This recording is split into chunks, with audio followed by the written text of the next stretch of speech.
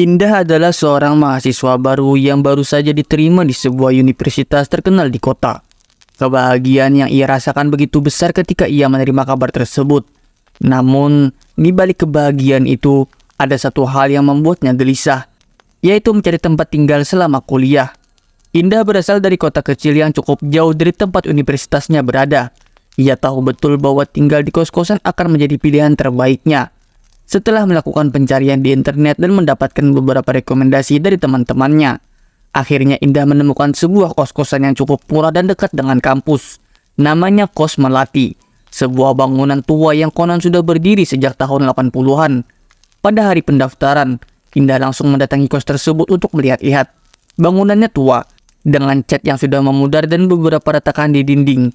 Namun pemilik kos, Bu Ratna, tampak sangat ramah dan menjelaskan bahwa meskipun bangunan ini tua, suasana di kos ini tenang dan nyaman.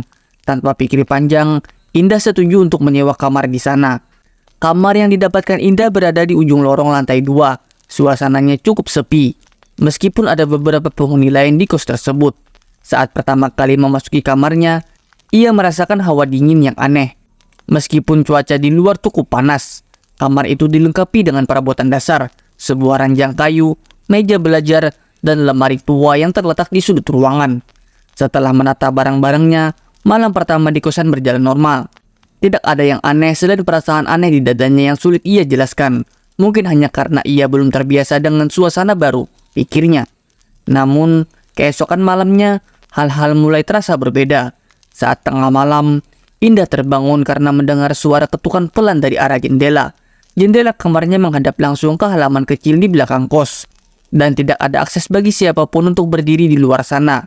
Ia berpikir mungkin hanya angin, tapi suara ketukan itu berlanjut dan semakin keras. Dengan gemetar, ia berjalan mendekati jendela dan membuka tirai perlahan. Saat tirai terbuka, ia tidak melihat apa-apa, hanya kegelapan yang menyelimuti halaman. Akan tetapi, tepat ketika ia menutup tirai, ia merasa ada yang mengawasinya. Merinding, ia segera kembali ke tempat tidur dan menarik selimut menutupi tubuhnya, berusaha untuk tidur kembali. Malam-malam berikutnya semakin mengerikan. Setiap tengah malam selalu ada suara ketukan dari arah jendela, dan kali ini semakin jelas. Suara itu terdengar seperti ketukan yang dilakukan oleh tangan besar dan berat. Saat Indah memberanikan diri untuk melihat, tidak ada apa-apa. Hingga suatu malam, suara ketukan berubah menjadi suara gemerisik yang seperti berasal dari dalam kamarnya sendiri.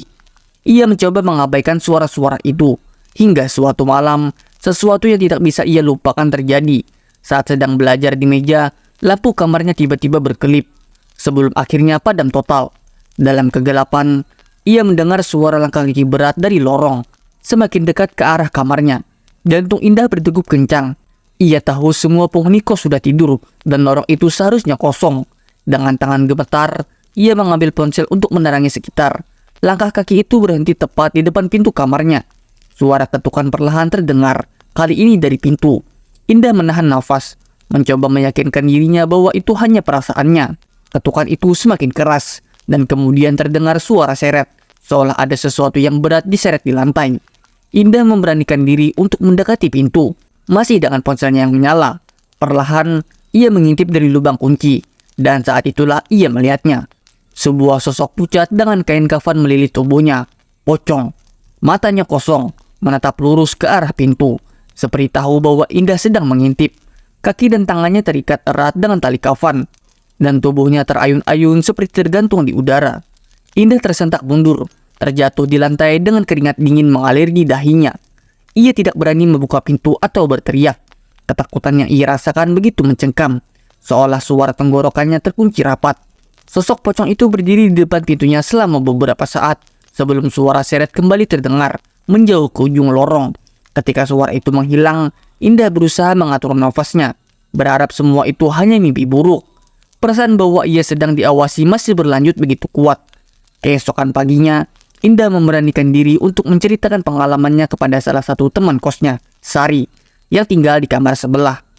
Reaksi Sari tidak seperti yang Indah harapkan. Sari hanya tersenyum tipis, seolah sudah tahu apa yang terjadi. Udah sering kejadian di sini. Semua yang tinggal di kamar ujung kayak kamu pasti pernah ngalamin, kata Sari dengan nada datar. Tapi tenang saja, dia nggak ganggu. Kalau kamu nggak ganggu dia, sambungnya. Indah terkejut. "Siapa dia?" tanyanya. Suaranya hampir berbisik. Sari menatap Indah dengan serius. "Dulu ada penghuni kos di kamar kamu yang meninggal, gantung diri. Katanya dia depresi setelah pacarnya meninggal dalam kecelakaan. Mayatnya ditemukan udah jadi pocong. Tapi anehnya, meski udah dikubur, beberapa orang masih sering lihat sosoknya di sini." Mendengar cerita itu, Indah merasakan bulu kuduknya meremang.